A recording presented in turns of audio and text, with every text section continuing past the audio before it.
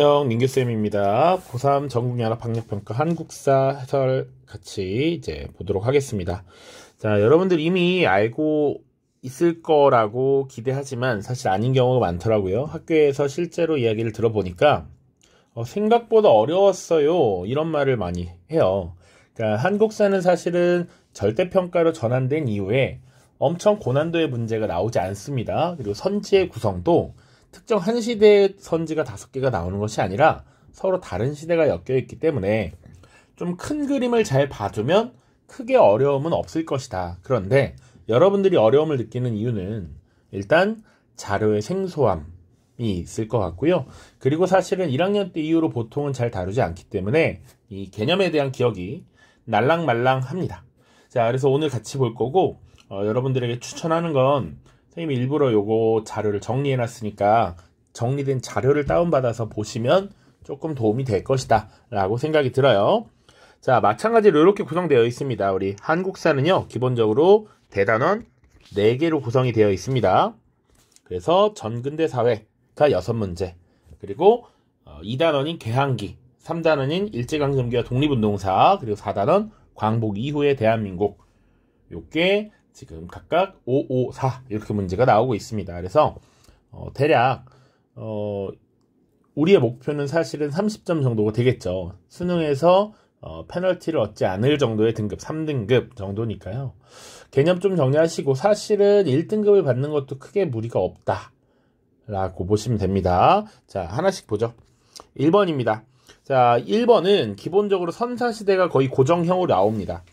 현행체제로 바뀐 이후에 첫 시험에서만 선사가 빠졌고 보통은 이렇게 선사가 나왔는데 선생님이 정리를 하고 나름 영상도 찍어놨지만 우리 이 교육 과정을 벗어날 수 없기 때문에 대략 교육 과정을 생각한다면 이 선사시대는 국가라고 하는 것이 등장하기 이전인 신석기 시대나 국가의 등장이라고 하는 청동기 시대를 주로 물어볼 수밖에 없다라는 겁니다.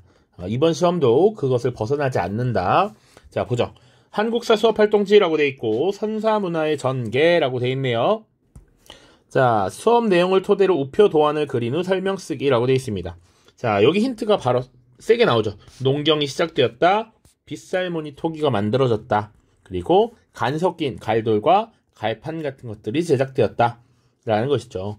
요거 바로 농경과 목축, 빗살무늬 토기라고 하면 신석기 시대가 나와야 됩니다.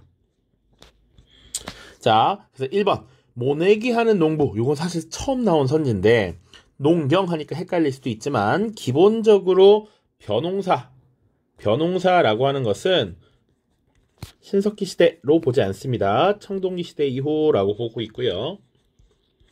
움집을 짓는 가족, 요게 정답이 되겠죠. 식량을 안정적으로 생산하면서 이제 안정적인 정착 생활을 하게 되었음을 보여주는 사례입니다. 자, 3번 천리장성을 지키는 병사. 천리장성은 고려시대에 거란족의 침입을 막고 난 뒤에 나성과 함께 북방지역의 방어를 위해서 지금 건설한 겁니다. 4번 비파형 농검, 당연히 청동기가 되겠고요. 팔관회에 참여한 외국 상인, 요거 고려시대가 되겠습니다. 자, 여러분들 그래서 지금 신석기 아니면 청동기가 나온다고. 그래서 청동기와 관련해서는 요 비파형 농검 혹은 여기 지금 벼농사 나왔으니까 한번 기억해 두시고 대표적인 유물 고인돌 기억해놔야죠. 고인돌. 자, 그래서 선사시대는 기록이 남겨져 있지 않기 때문에 유물과 유적을 중심으로 봐야 된다라고 선생님이 수업 때는 계속 강조를 하는 부분입니다. 그래서 유물과 유적을 잘 기억해야 된다라는 것 기억하시고 넘어갑시다. 2번입니다. 가국가에 대한 설명을 옳은 것은, 자, 기본적으로 선사시대가 한 문제가 나오고 나머지는 삼국시대 혹은 남북국시대로 출제가 됩니다. 특히 이 교육과정을 잘 보면 문화 파트를 잘 보도록 돼 있어요. 사상과 종교, 문화 이런 것들을 보기 때문에 주로 2번 문항은 삼국이나 혹은 남북국 중에서 그 역사적 내용을 자료로 주거나 혹은 문화 파트를 줍니다.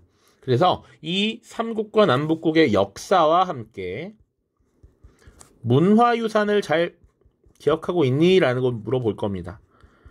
2번도 마찬가지입니다. 그래서 문화유산을 주고 국가에 대해서 파악하는 문제가 나왔습니다. 한강유역에서 성립하여 마한의 여러 소국을 정복하면서 성장한 가의 문화유산을 볼 수 있는 전시 공간이다 라고 되어 있고요. 산수무늬 벽돌 그리고 무령왕릉 이런 것들로 보았을 때 지금 백제에 대해서 물어보고 있구나 라는 걸 알 수 있죠. 그래서 백제와 관련된 걸 찾으면 됩니다. 자, 1번 골품제를 운영하였다. 특이한 신분제였죠. 수도였던 금성지역의 귀족들에게 등급을 나눴던 거, 이건 신라의 특징적인 신분제도였고요. 관등제와 결합되어 있었다라고 얘기했습니다. 자, 2번 주자감을 설립하였다. 발해 교육기관입니다. 교육기관, 경국대전이라고 하는 법을 편찬해서 국가의 통치체제를 정비한 건 조선.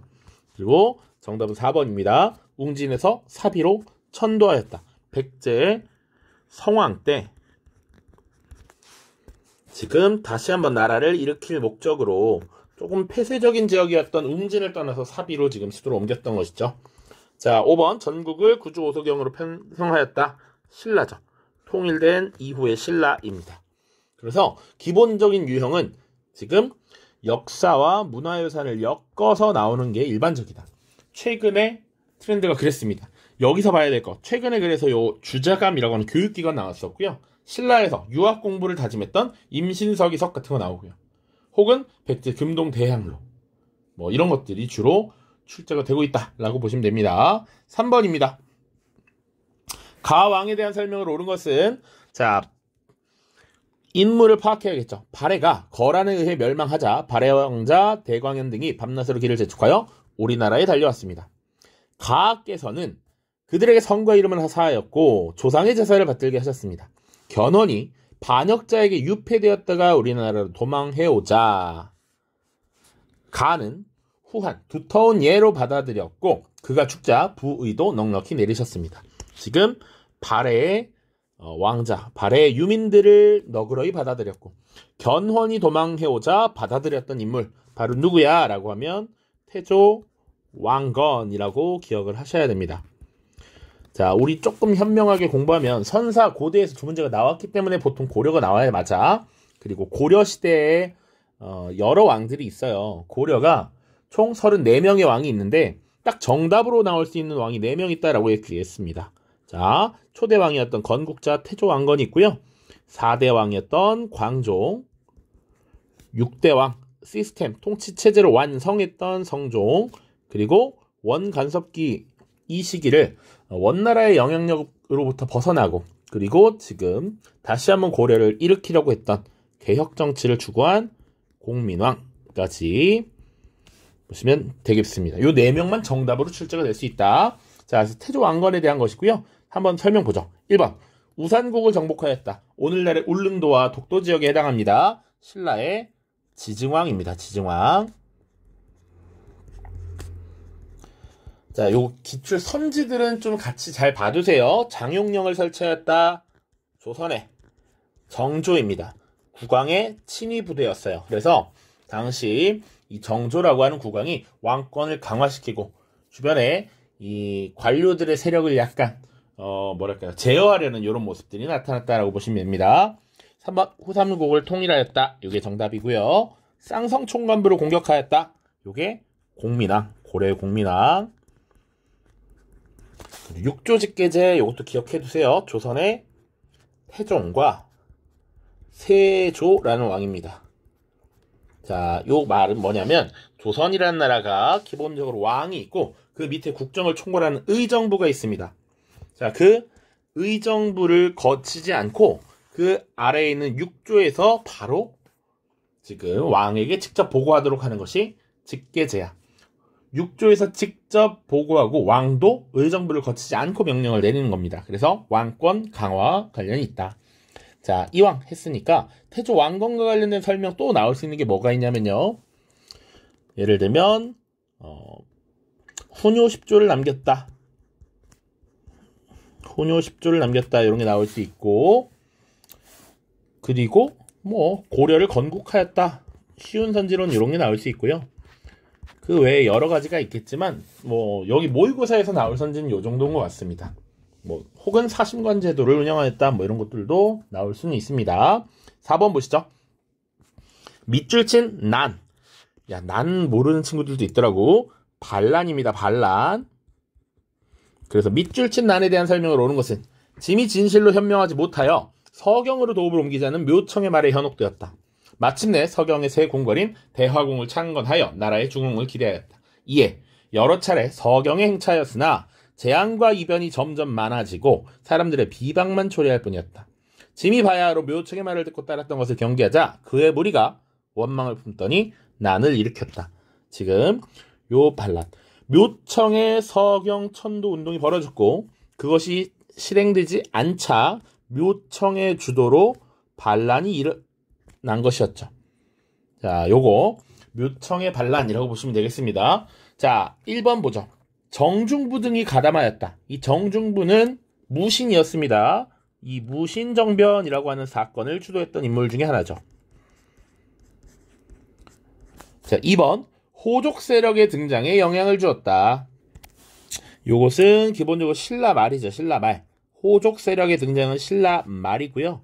뭐 예를 들면 원종과 애노의 난이라든지 뭐 효심, 김삼이의 난 이런 것들이 사례로 들 수 있는데 이것들은 수능을 푸는데 알아야 될 정도까지는 아닌 것 같습니다. 그러나 신라 말에 중앙에서 진골 귀족 세력들이 왕위쟁탈전을 벌이고 그러면서 지방에 대한 통제력이 약화되자 지방에서는 스스로를 성주, 장군이라고 부르면서 지배력을 행사하는 호족 세력들이 등장하게 됩니다. 3번 삼정이정청이라고 하는 것, 삼정의 문란이라고 하는 이 혼란한 이 백성들의 고통이 나타났던 것이 조선 후기입니다. 조선 후기. 4번 김부식이 이끄는 관군에 의해 진압되었다. 요게 정답이죠. 자, 김부식은 개경을 대표하는 문벌 세력이었습니다. 그래서 서경천도를 주장했던 사람들과 대척점에 있는 사람이었어요.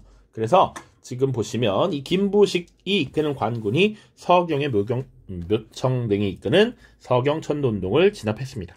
5번 구식군인에 대한 차별에 반발하여 일어났다. 이거는 뒤에 이모군란이라고 하는 사건입니다. 다음 문제 보시죠. 5번입니다. 밑줄진 전쟁 기간에 있었던 사실로 옳은 것은? 자, 쇠미록이라는 책이 나와 있고요. 지금 보면 밑줄 부분 볼게요. 자, 9년 3개월 동안 쓴 일기로 일본군이 침입하여 일어난 전쟁 중 보고 들은 내용이 대부분을 차지하고 있다. 자, 한양을 떠나서 파천, 지금 수도를 옮겼다, 도망갔다라는 얘기입니다. 그리고 뭐 이순신, 일본군의 약탈 이런 내용들이 있죠. 그러니까 이거 당연히 무슨 전쟁인지 알 수 있어야 된다. 임진왜란이라고 하는 거.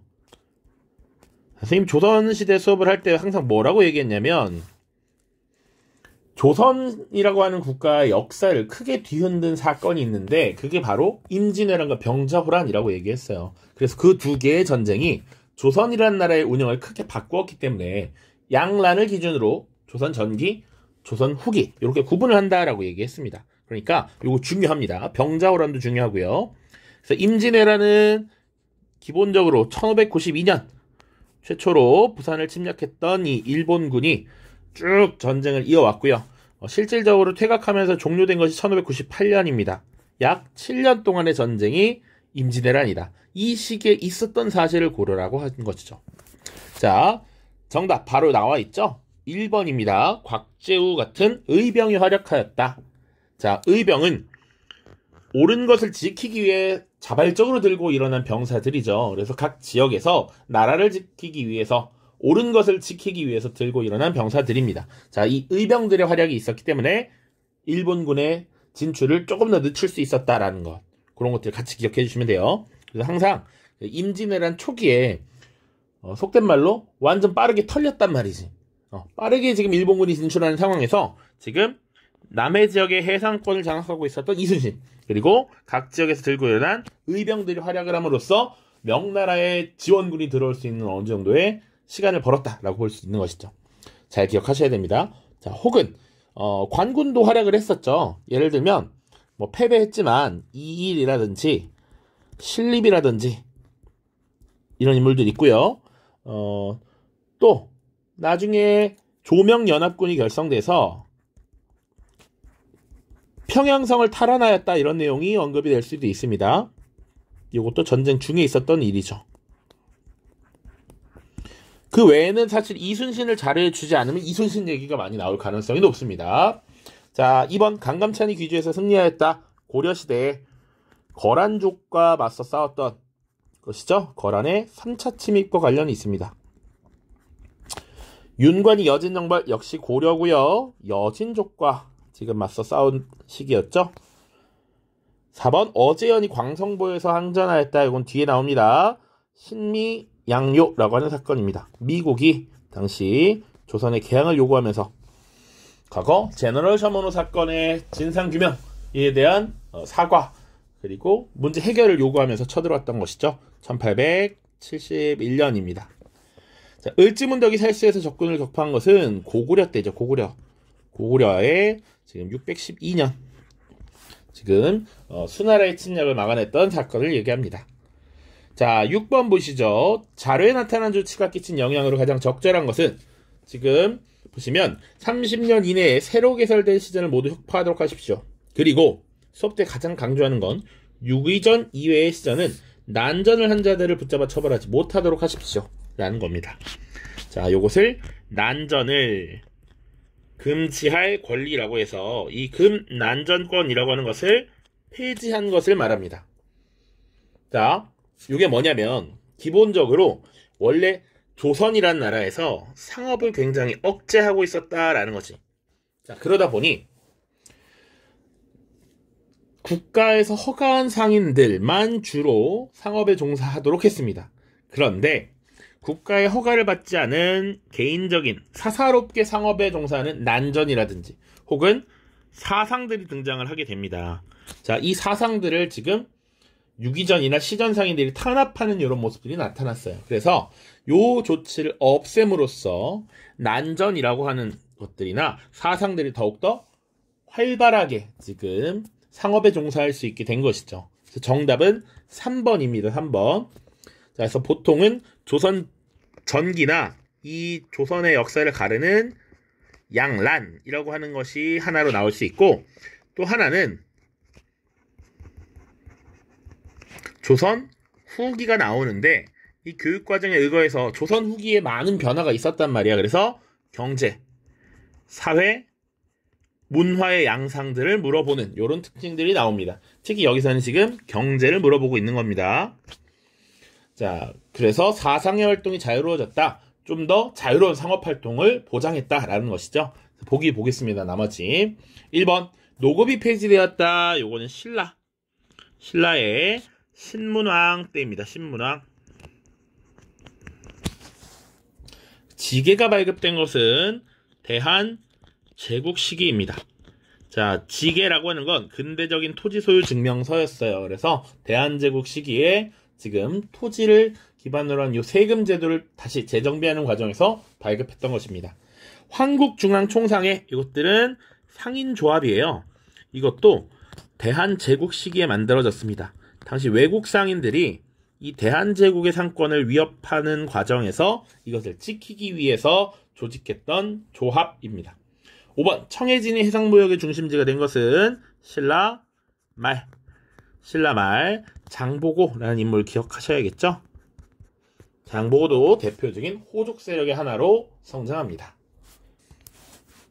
자, 7번입니다. 밑줄 친 명령이 끼친 영향으로 가장 적절한 것은, 자, 지난주 조선의 국왕이 모든 남자에게 머리카락을 자르고 망건을 쓰지 말라는 명령을 내렸습니다. 일본인들이 이러한 명령을 내리도록 압박하였으며 조선 국왕도 본인의 의사와 관계없이 머리카락을 자를 수밖에 없었다고 합니다. 또한 현 내각의 강요 중에서 미국에서 교육받은 한 사람이 조선의 낡은 관습을 타파해야 된다라는 생각을 갖고 이를 주도했다고 합니다. 머리를 자르는 명령, 바로 단발령이 되겠죠. 단발령. 자, 그러면 단발령이 끼친 영향이 뭐냐라고 되어 있는 거잖아. 자, 조금 더 설명하면 이 단발령이라고 하는 조치는 우리가 다룬 주제에서 가보 을미개혁이라고 하는 근대적 개혁이 있었습니다. 그래서 이 세부적인 내용을 따지고 들면 1차 가보개혁, 2차 가보개혁, 3차 을미개혁 이렇게 있었단 말이야. 그 중에서도 이 단발령은 3차 을미개혁에 해당됐던 내용입니다. 자, 내신에서는 사실 1차, 2차, 3차를 되게 디테일하게 구분을 하지만 수능에서는 대략 그냥 갑오 을미기역 이라고 묶어서 생각해도 괜찮아요. 그런데 특히 이 단발령이라고 하는 건 당시 조선인들의 기본적인 이 관념에서는 불가능한 일이었어. 부모님께서 주신 이 머리를 싹둑 자른다. 우리의 전통을 지금 끊어가는 것이야. 이거에 대한 반발이 심했단 말이야. 그래서 이 단발령이라든지 혹은 당시 왕비였던 명성황후 민씨를 지금 살해했던 을미사변 등에 대한 반발로서 지금 을미의병이 일어나죠. 그래서 지금 바로 정답을 고를 수가 있으면 된다. 자, 1번 을미의병이 확산되었다. 자, 을미의병이라고 하는 거 기본적으로 단발령과 을미사변에 대한 반발로서 확산되었다라고 보시면 됩니다. 2번 노비안건법이 시행되었다. 바로 고려 광종 때입니다. 자, 고려 4대왕 아까 정답으로 나올 수 있는 4명의 왕 중에 1명이라고 했습니다. 자, 고려 광종은요. 여기는 노비안건법 그리고 하나 플러스 과거제 딱 2개만 나옵니다. 이렇게 보시면 되고요. 3번 통리기무함원이 설치되었다. 이거는 조선이란 나라가 개항을 하고 나서 개화정책을 총괄하는 기구였습니다. 총괄기구. 자, 그리고 나서 이 밑에 12개의 부서를 설치했고요. 또 이때 신식군대인 별기군을 창설하기도 했습니다. 자, 4.4.5입개헌은 1954년에 초대 대통령이었던 이승만에 한해서 초대 대통령은 중임 제한을 철폐하는 요런 내용을 담은 것입니다. 자, 이때 사실은 얻어야 되는 득표가 있었는데 3분의 2를 얻지 못했단 말이야. 그런데 그 이상이라고 하는 개념에 반올림을 적용했었기 때문에 그것을 4.4.5입개헌이라고 이름 붙입니다. 자, 60만 세운동은 일제강점기 1926년 일어났던 민족의 독립운동이었습니다. 8번 보시죠. 밑줄 친 별난에 대한 설명을 옳은 것은 자, 조금 공부하면 이 키워드로 끝나야 돼. 우정총국 개국 축하 만찬. 그리고 별난의 주동자인 김옥균. 이렇게 보시면 아, 이거 갑신정변이구나 라고 바로 나오셔야 됩니다. 갑신정변. 자, 그래서 1884년에 있었던 사건이고요. 이 갑신정변에 대한 설명을 고르면 됩니다. 자, 1번 보시죠. 비변사 설치에 영향을 주었다. 자, 비변사는요, 원래 가장자리, 국경지역, 변경지역에 비상사태가 생겼을 때 설치했던 임시기구였어요.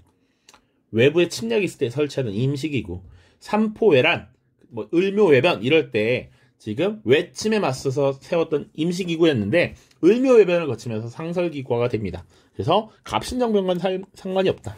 왜구들의 침략이 계속 중요한 일이었다. 자, 2번 급진개합파의 주도로 전개됐다. 이게 맞죠? 여기 나오는 김옥균이라든지 박영효 그리고 위에 나와 있는 홍영식 이런 인물들이 다 급진개합파 세력이었습니다.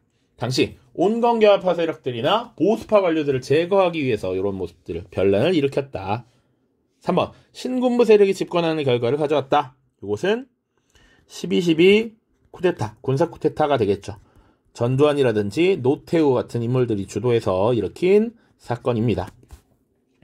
1979년입니다. 평안도 지방에 대한 차별을 반발하여 일어난 것은 홍경래의 난이라고 하는 것이 있습니다. 홍경래의 난 1811년에 있었고요. 조선 후기 당시 먹고 살기 어려웠던 평안도 지역의 백성들 그리고 몰락한 양반 홍경래를 중심으로 지금 반발해서 일어났죠.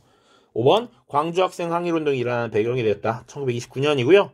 그 배경은 사실은 한국인 학생들에 대한 차별적인 조치 때문이었습니다. 자, 이어서 9번으로 가겠습니다. 자, 9번입니다. 밑줄 친 수교의 배경으로 가장 적절한 것은 이라고 되어 있습니다. 수교는 기본적으로 이제 국가와 국가 간의 국제관계를 맺다라는 의미로 보시면 됩니다. 자, 사진 속 인물은 보빙사의 전권 대신인 민영익이다. 그는 조선이 미국과 수교한 이후에 미국 공사가 부임한 것에 대한 답례로 미국에 파견되어 머물던 중 이 사진을 찍었다. 쭉 보시면 됩니다. 자, 그래서 지금 보시면 조선과 미국이 수교하게 되었다. 교류 관계를 맺었다. 라는 것이죠. 그 직접적인 계기가 된 조약이 바로 조미수호 통상조약이었습니다. 자, 그럼 조미수호 통상조약의 체결 배경 골라보면 되겠죠. 연도는 82년인데 자, 보시면 자 1번부터 보죠. 정묘호란이 발발하였다. 이건 1627년에 조선과 당시 후금이 벌였던 전쟁이죠. 미국과 수교는 관계가 없습니다. 2번 조선책략이 유포되었다. 이게 바로 정답이 되겠죠. 자, 조선책략은 책이었습니다. 조선이 정책적으로 취해야 할 전략을 담고 있는 중국인이 작성한 책이었어요. 이 책에는 당시 남쪽으로 내려오고자 하는 러시아를 막기 위해서 기본적으로 중국과 친하게 지내고 일본과 관계를 맺고 그리고 미국과 연합해야 된다라는 내용을 담고 있었어. 자, 그래서 당시 조선 내부에서는 미국과 연대를 해야 한다는데 요거 어떻게 해야 되느냐를 가지고 논의가 시작되었습니다. 자, 군국기무처라고 하는 이 기구는 기본적으로 1차 갑오개혁을 추진하던 당시에 개혁을 총괄하는 기구였고요. 자유시참변은 1921년에 우리가 독립운동을 준비하는 과정에서 기본적으로 1920년대 무장독립투쟁을 진행하는 과정에서 이 일본의 감시와 압박을 피해서 러시아의 자유시라는 지역으로 이동했다가 우리가 독립군이 어느 정도 이제 타격을 입고 와해가 되었던 그 일을 말합니다. 1921년. 5번 분하로드 운동. 이거는 민중계몽운동입니다. 1920년대 후반부터 1930년 전후로 한 시기에 지금 민중계몽운동으로서 일어났던 것이 분하로드 운동이다. 자, 10번 보시죠. 가운동에 대한 설명으로 옳은 것은 자, 우리가 한 번 더 묻고 싶은 것은 가운동으로서 관철할 궁극의 목적은 무엇이냐. 그럼 내용이 쭉 나와 있겠죠. 네 번째 줄에 보시면 형평사의 중심인물이라고 돼 있고 사람 대우를 애걸하는 이에는 아무런 생각도 없노라. 사람 대접해달라 라는 내용이죠. 자, 그리고 사람 대우라 하면 무엇이냐. 학교에서 양반의 자제와 같이 취학하고 일상의 교제에 있어서 인간사회에 보통 있는 예우를 받게 되는 그것을 가리킴인가 라고 되어 있습니다. 자, 지금 대략 뉘앙스를 보면 우리가 사람 대접을 받지 못하고 있다라는 것이고 그리고 그 사람다운 대접을 받기 위해서 지금 가운동을 벌이고 있는데 그 운동의 주체가 형평사라고 하는 단체라고 되어 있죠. 자, 가운동은 여러 가지 사회운동 중에서 형평운동에 해당합니다. 형평운동 기본적으로 당시에 차별받고 있었던 백정이 사회적 차별을 철폐해달라고 요구하는 것이었습니다. 자, 보기 보죠. 1번 망이, 망소이 등이 주도하였다. 자, 이것은 고려시대에 발생했던 하층민의 반란이었고요. 집강소라고 하는 것이 나오면 동학 농민운동이 되겠습니다. 3번 조선혁명 선언을 활동 지침으로 삼았던 운동단체는 의열단이라고 하는 독립운동단체고요. 4번 백정에 대한 사회적 차별 철폐를 주장하였다. 자, 요거는 사실은 잘 몰라도 이 내용의 뉘앙스와 보기를 통해서 알 수 있을 것 같습니다. 백정에 대한 사회적 철폐, 차별 철폐. 5번 서양 문물에 맞서서 서양 성리학적 질서수를 강조하였다. 요것은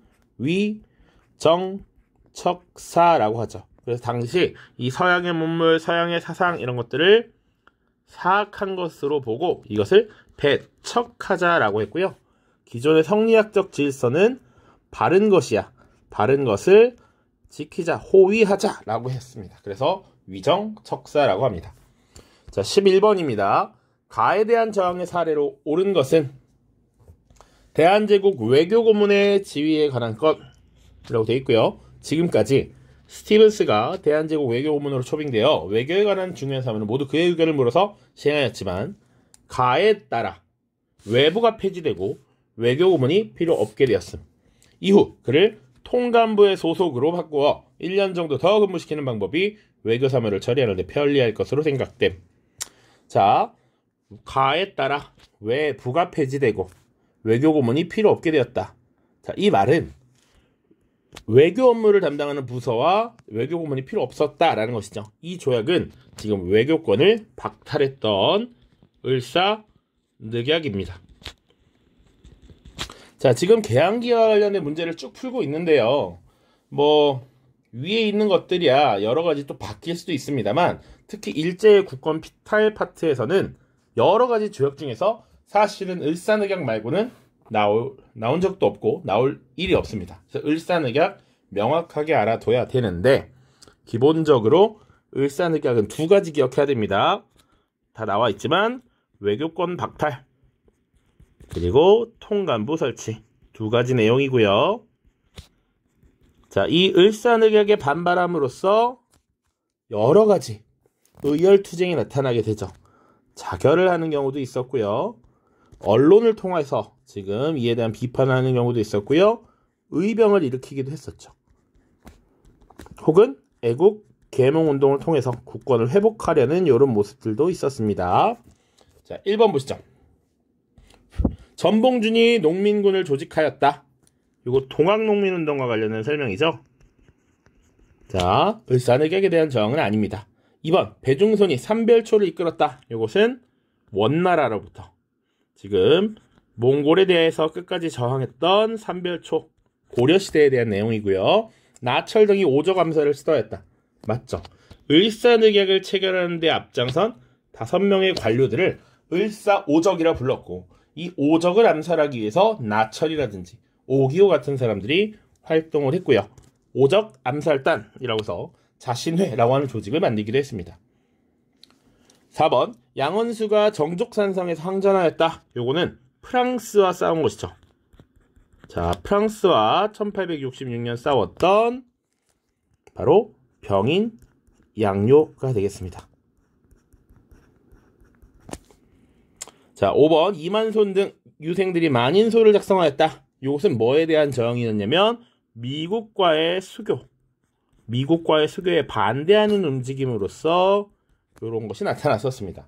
이 내용 정리를 좀 하시는 게 좋을 것 같아요. 을사늑약 반드시 기억해야 됩니다. 12번입니다. 자료를 활용한 탐구활동으로 가장 적절한 것은, 자, 쭉 읽어보죠. 나는 일본인이 쭉쭉쭉쭉 나와 있고요. 읽어보신 다음에 밑에서 세 번째 줄 보면 나 이봉창은 이번 의거가 결코 개인 멋대로 벌이는 폭력이 아니라 민족을 대표하여 제1선의 희생자로서 결행한다는 것을 알고 싶었다. 자, 백정선으로부터 일왕을 죽이는 것, 이 백정선은 김구의 가명이었습니다. 그래서 자, 알람이 울려서 이어서 하겠습니다. 자, 지금 이봉창의 의거, 김구와 이봉창이 나와 있고 지금 일본왕을 암살하려는 의거를 보였죠. 자, 요걸 통해서 지금 바로 이거 한인애국단이구나 라는 거 나올 수 있어야 돼요. 자, 그래서 지금은 여기 정답은 바로 한인애국단의 활동을 조사한다 라고 나와 있는데, 예를 들어서 빈칸에 우리는 뭐 가 단체의 일원으로서 뭐 이렇게 나온다면 그 가 단체에 대한 설명으로 옳은 것은 이라고 했을 때 추가로 윤봉길 등이 활약하였다 이렇게 나올 수도 있겠죠. 윤봉길 의사가 홍커공원에서, 지금 당시 상하이 홍커공원에서 폭탄을 던지는 의거를 진행하기도 했습니다. 자, 홍범 14조는 가보개혁 당시 2차 가보개혁 당시에 개혁의 방향성을 발표했던 일종의 문서라고 볼 수 있고요. 당백전이 발행된 것은 다시 경복궁을 중건하기 위해서 임진왜란때 불타버린 경복궁을 다시 짓기 위한 자금 마련책이었습니다. 4번 정동행성, 이건 고려 시기에 원나라가 일본 정벌을 위해서 설치했던 기구고요. 대성학교 설립을 주도한 단체 안창호의 주도로 신민회가 이것을 주도했다라고 볼 수 있겠습니다. 13번입니다. 가민주화 운동에서 제기된 고로 오는 것은, 자, 이거 좀 쉬워요. 4월 19일 대규모 시위를 전개했다. 혹은 김주열의 시신이 발견되었다. 그리고 대통령이 사임 성명을 발표했다. 이런 거. 우리가 다만 이 문제에서 조금 더 자세하게 다른 정보들을 취득해서 정보를 쌓아놓으면 좋은 것이죠. 시작은 2월 28일 대구 학생의거에서 시작했다. 마산에서 시위가 발생했고 이후에 마산에 학생 김주열 군이 실종되었는데 나중에 시신이 발견되었다. 이 소식이 전달되면서 지금 전국적인 사실상의 시위가 벌어지기 시작했다라고 보시면 되죠. 자, 지금 가민주화운동에서 제기된 구호잖아요. 요거 4.19 혁명이고 4.19 혁명이 그럼 왜 일어났느냐 라고 보면 기본적으로 3.15 부정선거에 대한 지금 반발로서 일어난 것이죠. 자, 그러면 아니 3.15 부정선거에 대한 반발로 일어났는데 2월 28일은 무엇이 있었나요? 라고 물어볼 수 있잖아. 자, 이 3월 15일에 있었던 선거가 있었고요. 정통령과 부통령 선거가 있었습니다. 이때 당시 야당의 후보였던 장면이라고 하는 인물이 이 지역에서 연설을 하려고 했습니다.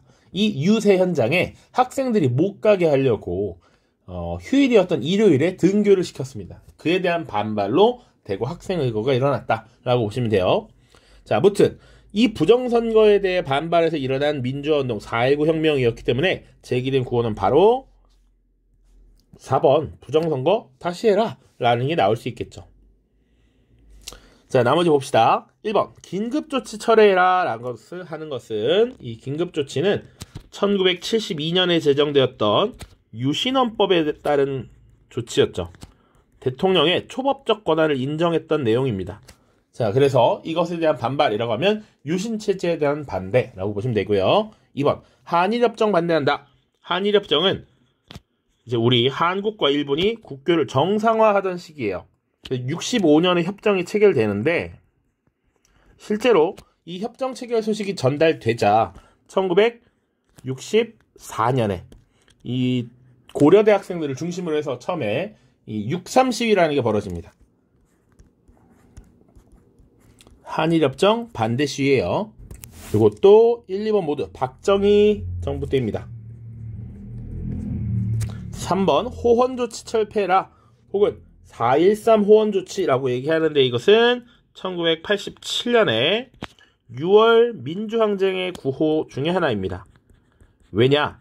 당시의 시민들이 대통령을 우리 손으로 직접 뽑을 수 있도록 직선제를 요구했는데 당시 전두환 정부가 그것은 불가하다. 현행 헌법, 대통령을 간접선거로 선출하는 이 헌법을 고수하겠다라고 했던 것이 호헌조치였어. 그래서 그거 철폐하라 라고 주장했던 게 6월 민주항쟁의 구호였고요.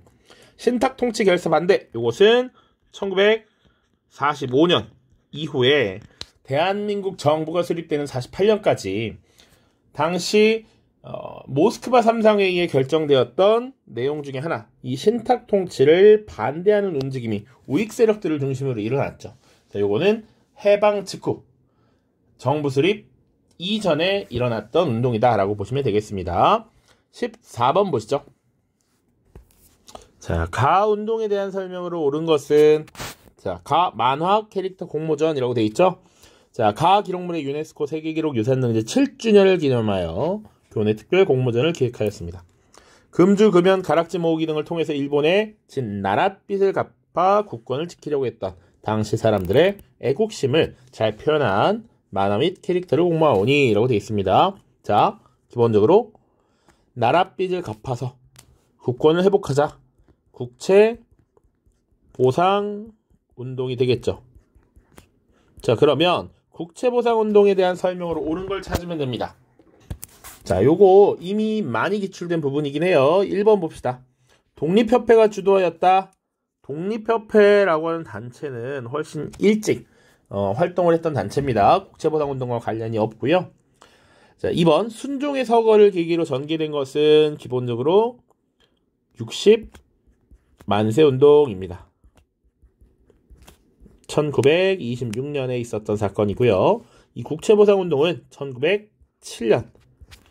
자, 국권을 지키려고 했다라고 되어 있는 거 보니까 우리가 나라를 빼앗기기 이전이죠. 1910년보다 이전이라는 걸 알고 있어야 됩니다. 3번 구본신 참여 원칙에 따라 추진된 것은 대한제국 정부에서 시작된 광무 개혁이었고요. 4번 대한매일신보 등의 언론을 지원을 받았다. 요게 정답이 됩니다. 언론에서 이 국채보상운동의 전개를 열심히 홍보하고 모금운동을 벌였던 것이죠. 요거 실제 평가원 모의고사 그리고 수능에서도 반복적으로 출제되는 선지니까 암기하시면 됩니다. 5번 일본의 황무지 개간권 요구를 철회시켰다. 요건 기본적으로 보안회라고 하는 단체고요. 그 목표 자체가 일본의 황무지 개간권 요구를 철회시키고 우리가 우리의 국토를 수호하려는 그런 기본적인 생각을 가지고 있었다라고 보시면 됩니다. 15번입니다. 가 군사조직에 관한 설명을 옳은 것은 자 우리는 뭐 어쩌고저쩌고 나와 있는데 보시죠. 밑에 해설부터 바로 보겠습니다. 특히 시안에서 활동한 가의 제2지대원은 미국 전략정보국과 협력하여 합동훈련을 할 때 이 노래를 부르며 독립의지를 다졌다고 합니다. 자, 요게 가장 핵심적인 힌트이죠. 미국 전략정보국 OSS와 협력하였다. 그럼 이 군사조직은 바로 한국 광복군이구나 이렇게 나와야 돼. 한국 광복군. 자, 무장독립투쟁 시기에 1920년대에 홍범도와 김좌진 그리고 30년대 이후 지금 40년에 창설된 한국광복군 정도만 나올 수 있습니다. 아니라면 뭐 1930년대 한중연합작전 정도예요. 자, 그래서 한번 얘기를 한 김에 무장독립투쟁은 과거부터 꾸준히 지속되어 오지만 1920년에 대한독립군 이건 홍범도 장군이고요. 그리고 북로 군정서 요게 김좌진 장군. 자, 그리고 1930년대가 되면 한중연합작전이 나옵니다. 그래서 한국 독립군 지청천 장군이 이끌었고요. 조선 혁명군 요거는 양세봉 장군이 이끌었습니다. 지청천 양세봉 칸이 좁아서 양해를 해주세요. 그리고 1940년대 되면 한국 광복군이 있죠. 물론 조선의용군도 있는데 그걸 시험 문제에 내진 않을 겁니다. 요 정도만 알고 계셔도 충분합니다. 자, 1번 동북구성을 축조하였다. 이거는 고려시대 얘기죠. 고려시대 윤관입니다. 윤관. 2번 청산 일대에서 일본군을 격파하였다. 요거 봐, 요거. 요게 지금 홍범도 장군이 이끄는 대한 독립군이죠.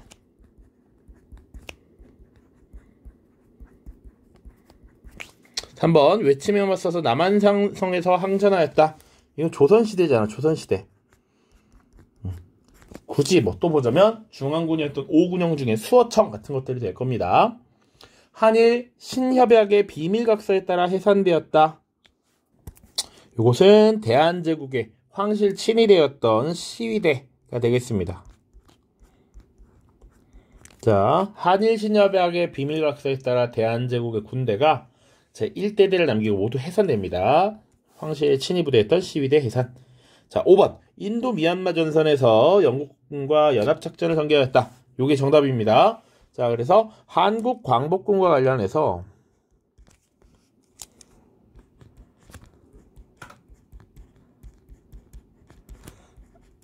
여기 자주 나올 거니까 지금 나온 요 미국 전략정보국과 협력하였다. 인도 미얀마 전선에서 연합작전을 영국군과 벌였다. 또 추가로 볼 것은 이런 작전들을 벌이기 전에 대일, 선전, 포고를 남겼다. 혹은 성명서를 남겼다. 라는 것. 자, 그리고 지금 여기 나왔던 OSS와 협력을 하고 나서 궁극적으로는 우리가 직접 한반도에 국내 영토에 들어가서 일본군을 무장 해제시키는 이런 공격작전을 펼치려고 했습니다. 그것을 국내 진공작전이라고 하죠. 이런 것들이 있었다라고 보시면 됩니다. 자, 다음 페이지 넘어갑니다. 16번 자료에 나타난 민족운동에 대한 설명으로 옳은 것은 자, 내용을 보겠습니다. 데라우치 총독과 하세가와 총독의 억압 통찰에 죽어가던 식민지 한국인들의 민족적 열망이 선명한 불꽃으로 타올랐습니다. 현재 전 세계에 퍼져있는 민족 자결 추세에 영향을 받아서 이 고요한 아침의 나라에서 일제의 압제에 대항하는 대중시위가 전국 방방곳곳으로 퍼져나갔습니다.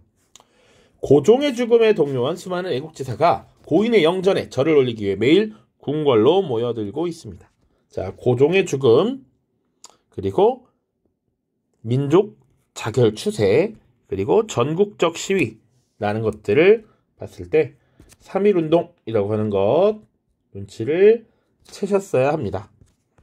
자, 조금 더 자세하게 아는 친구들은 이 데라우치 총독, 사실상 초대 총독입니다. 그래서 우리가 흔히 1910년대 무단 통치를 시행할 때 그 중심에 있었던 장성 출신 총독이었습니다. 자, 3.1운동에 대한 걸 찾으면 돼요. 1번 청정벌을 주장하였다. 이런 주장을 북벌론이라고 하죠. 언제 등장한 거냐면 병자호란 이후에 우리가 청나라로부터 느낀 이 수모, 이 치욕을 이겨내자. 신간회의 지원을 받았다. 요거는 광주 학생 항일운동. 문맹 퇴치와 농촌 계몽을 도모하였다. 요것이 나로드 운동. 4번 러시아의 저령도 주차 요구를 저지하였다. 요게 바로 독립협회 활동이죠. 독립협회. 5번 대한민국 임시정부 수립에 영향을 주었다. 요게 맞습니다. 자, 민족의 독립을 열망하는 여러 독립운동 세력이 이 독립운동을 함께 지휘할 지도부의 필요성에 공감했고 이것이 대한민국 임시정부 수립으로 연결되었다라고 보실 수 있죠. 자, 그 다음입니다. 밑줄친 정부의 정책으로 오른 것은, 자, 현대사 파트인데요.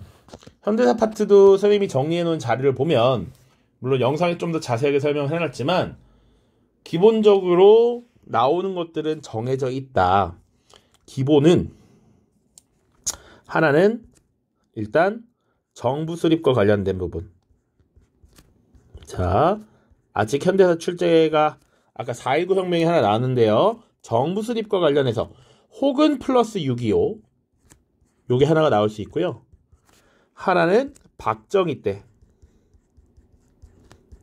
박정희 정부의 뭐랄까요, 정치 운영, 정치 변동 전반. 그래서 유신까지 당연히 포함합니다. 유신 체제까지. 자, 그리고 하나는 민주화를 위한 노력입니다. 여기서 말하는 민주화 노력은 4.19, 5.18, 6월 민주항쟁을 얘기합니다. 그리고 하나가 마지막이 보통 원래는 통일정책이 나와야 해요. 자, 그런데 지금 정부의 기조, 정책상 통일 문제가 안 나올 수도 있습니다. 자, 그렇게 되면 어떻게 되느냐? 정치가 하나 더 나올 가능성이 높아요. 자, 보통은 그러면 박정희, 그리고 아니면 이제 YS가 주로 나올 수 있습니다. 나머지 노태우 때나 김대중, 노무현 대통령 때는 이 통일 정책으로 나올 수 있어. 자, 그런데 이 대통령을 2번씩 내기는 그렇단 말이지. 그러다 보니까 보통은 대통령당 한 번 출제되는데 박정희는 이미 한 번 나왔고 민주화 노력에서 전두환이 보통 나오고 나머지 노태우, 김대중, 노무현은 통일 노력에서 나오기 때문에 YS가 빠져 있습니다. 보통은 이 YS가 나온다. 그게 대표적인 게 여기에요.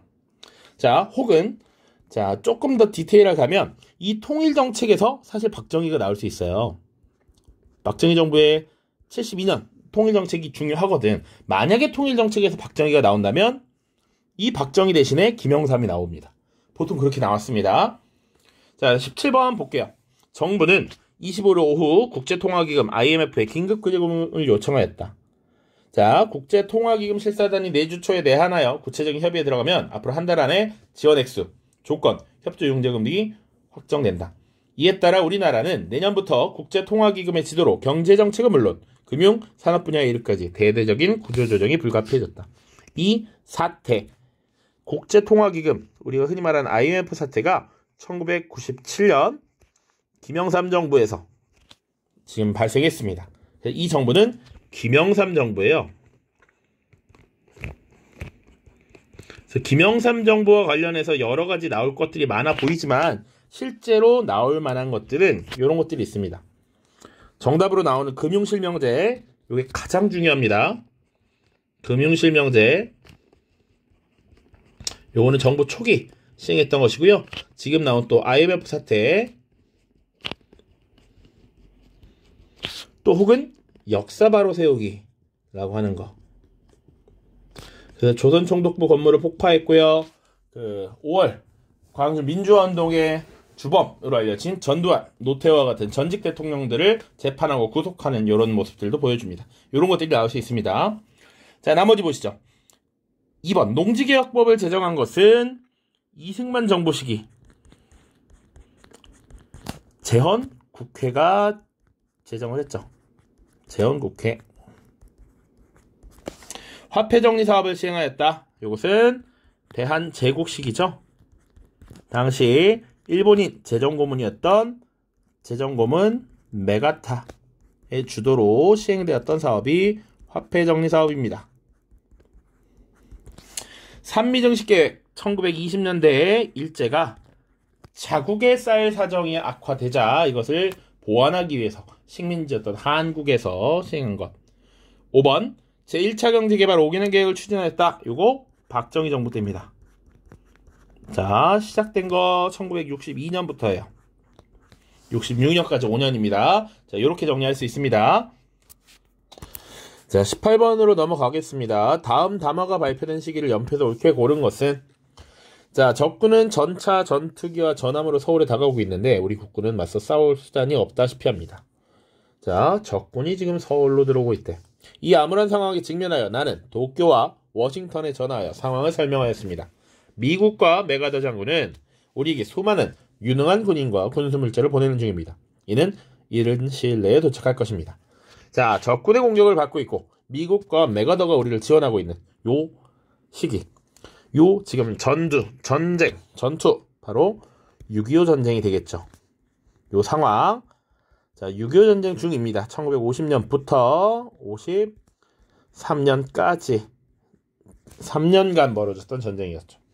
자, 그러면 지금 메가더가 오지 않았으니까 전쟁이 시작된 초기야, 초기. 자, 서울에 아직 오고 있잖아, 그쵸? 자, 그렇기 때문에 이거 연표 보겠습니다. 8.15 광복이라고 하는 건 일단은 1945년이 되겠죠. 우리가 일본으로부터 해방됐던, 광복을 맞이했던 때고요. 8월입니다, 말 그대로. 자, 제1차 미소공동위원회 1946년 3월달부터 개최가 되었습니다. 자, 그리고 자, 에치스 선언의 발표는 1950년 1월입니다. 1월에 미 국무장관이었던 에치슨이 이 태평양 지역에서 본인들이 어디까지 방어할 것인가를 지금 설명을 하고 있는 라인이었습니다. 자, 그리고 나서 실제로 1950년 6월 25일에 전쟁이 벌어지게 되죠. 자, 145태는 뭡니까? 자, 1951년에 6.25 전쟁이 진행되면서 지금 유엔군이 참전을 했단 말이지. 자, 그래서 여기 중간에 6.25 전쟁이 발발하고요. 그리고 미군과 유엔군이 함께 참전하면서 50년 9월이 되면 인천 상륙작전을 벌이고 서울을 다시 되찾는 이런 모습이 나타나요. 자, 그러니까 정답은 3번 다가 됩니다. 자, 그리고 전쟁 중이니까 정전협정 1953년 7월 27일, 그리고 진보당 사건은 1958년입니다. 자, 그래서 지금 6.25 전쟁이 일어난 시기를 알고 있느냐라는 걸 보여주고 있는 것이죠. 19번입니다. 자, 밑줄 친 당시에 볼 수 있는 모습으로 가장 적절한 것은, 자, 일기로 살펴보는 일제식민 통치와 민중의 삶이라고 되어 있습니다. 자, 우리가 그러면 이 일제강점기를 구분할 때 대략 1910년대 무단 통치 시기, 1920년대 소위 문화 통치 시기, 그리고 1930년대 이후 일제의 민족 말살 통치 시기, 이렇게 구분을 해야 합니다. 자, 자료 보시면 해질녘에 땡땡땡이 면사무소에서 돌아와 면직원의 말을 전하기를 미국 공출에 응하지 않은 집은 바로 경찰서에 알려 처벌하겠다고 한다. 그 다음 일본 도쿄의 공장에 징용으로 끌려갔다가 도망쳐와서 말하기를 도쿄는 미국 등의 폭격을 받아 크게 파괴되었다 라고 했다. 듣고 보니 일본이 망할 것 같아 통쾌하지만 우리 동포들도 피해를 보니 안타깝다. 자, 탐구 내용 보시면 일제가 중일전쟁을 일으킨 이후 실시한 정책으로 한국인들이 받은 고통을 당시 작성된 일기를 통해 확인하였다라고 돼 있죠. 자, 중일전쟁이라고 하는 전쟁이 1937년에 벌어지게 되고요. 자, 그 이후에 사실은 이제 전쟁을 확대하면서 일본이 국가의 인적, 물적 자원을 모두 총동원하는 총동원법이라는 것을 제정해서 총동원 체제를 지금 시행하죠. 그러다 보니까 쌀도 가져가고 사람들도 노동력으로 강제로 끌고 가는 이런 조치가 취해졌던 겁니다. 그러면 굳이 따지자면 1번, 2번, 3번 중에 당연히 어디에 해당해? 3번에 해당하죠. 이 시기에 볼 수 있는 모습으로 무엇이냐? 1번, 새마을 운동에 참여하는 농민. 요거 박정희 정부 때죠. 그러니까 일제강점기랑 전혀 관계가 없습니다.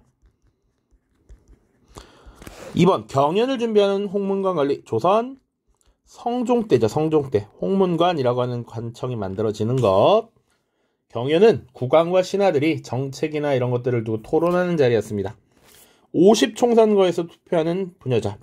50총선거, 정부가 수립되기 직전 국민의 대표인 국회의원을 선거를 통해서 선출하는 것이었죠. 1948년이었습니다. 회사령에 따라 회사 설립을 허가받는 사업가. 이것은 1910년대 일제 통치 방식이었죠. 회사를 설립할 때는 총독부의 허가를 받아야 한다. 산업을 통제하려는 이런 모습들이 있었습니다. 그럼 정답은 바로 5번이 되겠죠. 황국 신민서사 암송. 그래서 당시 조선인들도 완벽한 일본인처럼 만들기 위해서 이런 것들을 세뇌시키고 주입시키는 이런 모습이 나타났다. 마지막 문제입니다. 가체제 시기에 있었던 사실로 옳은 것은 자, 이달의 역사 10월이라고 되어 있고요. 검색 연도는 1970년대입니다. 이거 보면 알 수 있습니까? 박정희 정부 때고요. 1970년대는 특히 72년 이후에 유신체제가 성립됩니다. 유신체제. 쭉 보시면 16일 부산과 마산에서 대항하여 대규모 시위가 시작되었다. 부마 항쟁이라고 하죠. 글자 따서. 자, 그리고 17일 대통령의 특별담화로 비상계엄이 선포되고 국회가 해산되었습니다. 대통령의 조치로 국회가 해산될 수 있는 것도 유신체제의 한 특징입니다. 자, 그 다음 김재규에 의해서 대통령이 서거하면서 사실상 이 체제가 붕괴되었다, 종식되었다라고 하죠. 그러면 이 유신체제 시기에 있었던 사실로 옳은 것을 고르라 라고 되어 있는 거죠. 자, 1번 보시죠. 발췌개헌이 단행되었다. 자, 기본적으로 유신체제는 1972년부터 지금 사망한 79년까지입니다. 발췌개헌이 단행되었다. 자, 발췌개헌은 기본적으로 1952년에 있었던 조치입니다. 당시 원래는 국회 간접선거를 통해 선출하던 대통령을 직선제로 뽑는 이런 시스템으로 바꾸고자 했던 이승만 정부가 헌법을 고쳤던 일입니다. 대한국 국제가 제정되었다. 1899년 대한제국식이고요. 좌우합작위원회 1946년에 결성됩니다. 정부 수립 이전의 일입니다.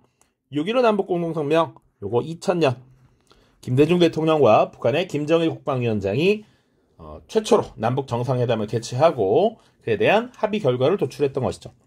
정답은 5번입니다. 통일주체국민회의에서 대통령을 간접선거를 통해 선출했죠. 그래서 이 72년 10월에 만들어진 법에 의해서, 헌법에 의해서 72년에 한 번, 78년에 한 번 지금 대통령이 선출되었습니다. 됐죠? 자, 그래서 지금 나름 3월 모의고사 좀 자세하게 설명을 해봤습니다. 그래서 대략 문제는 이렇게 6554 체제, 기존의 체제대로 출제가 될 것이고 특히나 전근대나 현대 파트는 나올 게 뻔하게 정해져 있습니다.